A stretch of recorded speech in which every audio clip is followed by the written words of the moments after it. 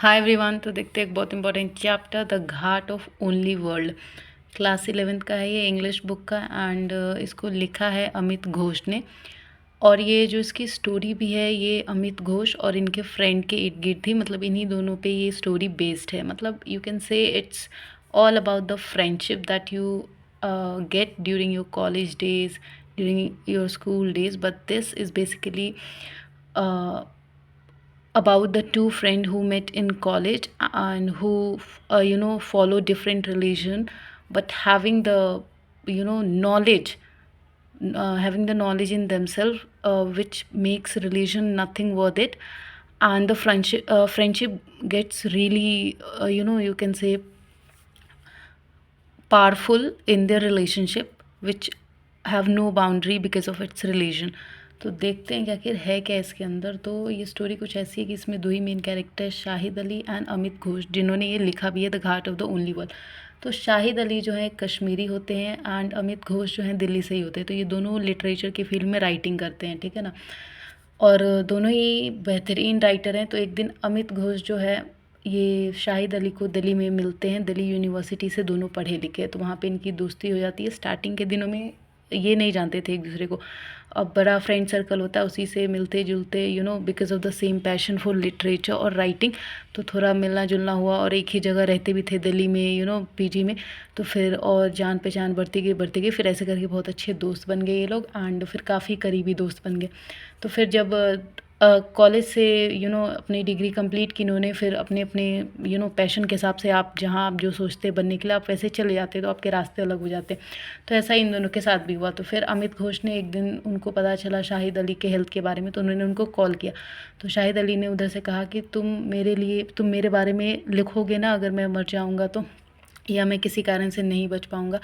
तो अब अमित घोष को समझ नहीं आया दैट मोमेंट कि वो बोले तो क्या बोले। वो नहीं ये बोले कि तुम ठीक हो जाओगे, गेट वेल सून, या फिर वो बोले कि हाँ मैं ज़रूर ये करूँगा तुम्हारे लिए, है ना। क्योंकि एक दोस्त के सामने इतनी बड़ी, आप कह सकते हैं, एक पत्थर जैसा डिसीज़न लेना था। तो अब वो कुछ बोल नहीं पाए। फिर 2-3 मिनट वो हेलो हेलो हेलो शाहिद को बोले थे, पर शाहिद भी फिर उधर से 2-3 मिनट के बाद उन्होंने रिप्लाई किया और फिर वो फ़ोन रख दिया। फिर क्या होता है कि 1997 के कलेक्शन शाहिद अली ने जो अपनी राइटिंग की थी उसमें से काफ़ी कुछ अमित घोष ने अपने वर्क में कोट किया है ना, आइडियाज़ लिए हैं शाहिद अली के वर्क से। और शाहिद अली जो है ना, मतलब वो बहुत ज़्यादा एक्सप्लोर करने वाले इंसान थे, काफ़ी ज़िंदा दिल इंसान थे। मतलब वो जो थे ना, अमित घोष बताते हैं, अब उनके बारे में उन्होंने लिखना स्टार्ट कर दिया कि वो कैसे हर किसी से घुल मिल जाते थे, irrespective of religion, irrespective of caste, या इरिस्पेक्टिव ऑफ रिच और पुअर, कुछ भी हो, हर किसी को एक जैसा मानते थे। यहाँ तक कि एक दिन उन्होंने अपने घर पे, बीइंग कम फ्रॉम कश्मीर, इन्होंने अपने पेरेंट्स को बोला कि हमें अपने घर में एक मंदिर बनाना चाहिए। तो उनके पेरेंट्स ने, वो बिल्कुल, उन्होंने स्ट्रेंज एक्ट नहीं किया। जैसे कि मतलब होता है कि in India having secular religion, हम सब अपना अपना रिलीजन फॉलो करते हैं, सबके अपने कल्चर है। तो थोड़ा होता है कि मुस्लिम के घर में हम टेंपल नहीं देखते यूजुअली, या हिंदुज़म में हम नहीं देखते कि वहाँ पे उनके घर में मतलब नमाज़ वगैरह अदा की जा रही हो। तो वो थोड़ा लगा कि शाहिद अली ने फिर भी अपनी मम्मी पापा को ये बात रखी, तो उन्होंने ऐसा नहीं रिएक्ट किया कि जो कि पॉसिबल था कि उन्हें करना तो चाहिए था कि मतलब, लेकिन उन्होंने नहीं किया और उन्होंने बिल्कुल काम वे में, और फिर शाहिद अली के घर में उन्होंने एक टेम्पल भी बनवाया। एंड जब अमिताभ घुस गए तो वो बताते हैं कि कैसे वो देखते हैं एक, कि हाँ जैसे हमारी कंट्री सेक्युलरिज्म है, तो शाहिद अली के घर में उस चीज़ को रियलिटी में फॉलो किया था। तो उस चीज़ ने भी अमिताभ घोष को बहुत ज़्यादा अट्रैक्ट किया। तो फिर शाहिद अली जो थे ना, काफ़ी इंटेलिजेंट, काफ़ी ब्रिलियंट थे। One of the best writings इन्होंने लिखी है, सो इज़ अमिताभ घोष। तो दोनों की फ्रेंडशिप इसी तरीके से गहरी होती कि शायद सेम पैशन भी था लिटरेचर को लेके। तो शाहिद अली जो है ना, एक स्पेनिश राइटर से मिलना चाहते थे। तो जब वो अपना इलाज करवाने के लिए जा रहे थे, मतलब वो अब अमेरिका में रहते थे, तो जब अपना इलाज करवाने के लिए वहाँ पे थे ना, तो वहाँ पे एक इंसान था जो कि जानता था स्पेनिश राइटर, जिससे शाहिद अली मिलना चाहते थे। तो उन्होंने उससे थोड़ी बातचीत की, अपने घर पे बुलाया खाने वाने पे।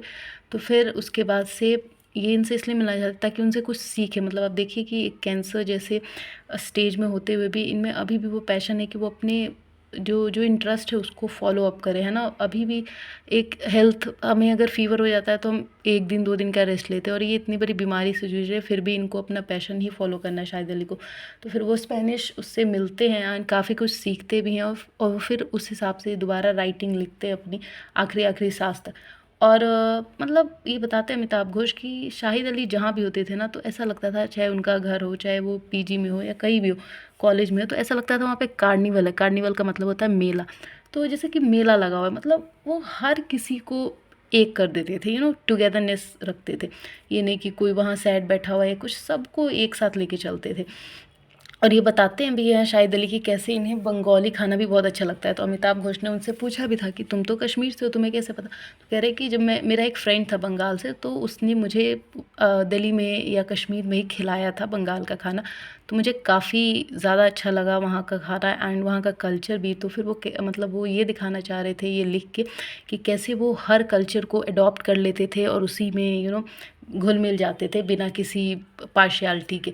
और इसके अलावा जो एक आपका मिलान थे, जैस मिलान, वो भी एक बहुत बेहतरीन राइटर रहे हैं, स्पेनिश राइटर, तो उन्हीं से ये काम सीखना चाहते थे।